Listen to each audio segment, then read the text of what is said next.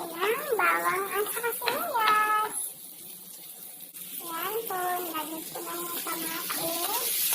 Isa ko lang ng tumis. Yan, ilalagay ko na yung ayan na po, nilagay ko na po ang ating ampalaya. Pinaka-healthy food. Para sa masustansyang pagkain, ampalaya. Ampalaya. Ayan, ilalagay ko na po ang ating egg kasi naluluto na ang ating mekos lang po natin. Mekos lang po natin ang ating ampalaya. Pinagapit na maluto. Mekos. And then, lagyan po natin ang salt.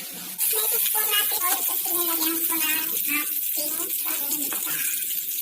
Ang durog na paminta. Inalik ko po. Ayan.